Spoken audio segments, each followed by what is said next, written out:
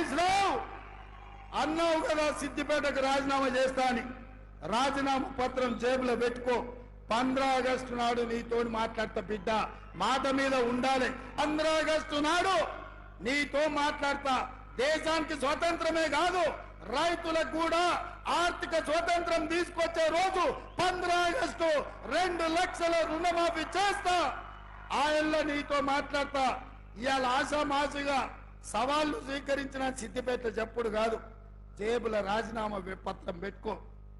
రేవంత్ రెడ్డికి మొన్న నేను ఛాలెంజ్ చేసిన, ఏమన్నాడు? నేను ఆగస్టు 15 తారీఖులో రుణమాఫీ చేస్తాను. రేపు మళ్ళా మొదటి నుంచి రేవంత్ రెడ్డికి ఛాలెంజ్ చేస్తున్నా. రేపు పొద్దున 10 గంటలకు అసెంబ్లీ ముందు అమరవీరుల స్తూపం దగ్గరికి నేను వస్తా ఉన్నా. నా రాజీనామా లేఖతో నువ్వు వస్తావా? నువ్వు రాకుంటే నువ్వు ఆగస్టు 15లోగా రుణమాఫీ చేసేది నిజమైతే, ఆగస్టు 15లోగా బాండ్ పేపర్ మీద రాసిచ్చిన 6 గ్యారంటీలు అమలు చేసే రాష్ట్ర నిజమైతే రాలపు గంటార్కు దగ్గరికి మనమిద్దరం రాజీనామా లేఖలను మేధావుల చేతుల్లో పెడదాం. మేధావుల చేతుల్లో పెడదాం.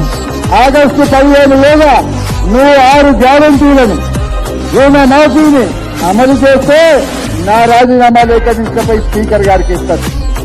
ఒకవేళ నువ్వు అమలు చేయకపోతే నీ రాజీనామా లేఖ తీసుకుపోయి గవర్నర్ గారికి ఇస్తారు. దానికి సిద్ధమేనా అని అడుగుతా ఉన్నా. నువ్వు దానికి సిద్ధమా అని అడుగుతా ఉన్నా. దమ్ముంటే రా.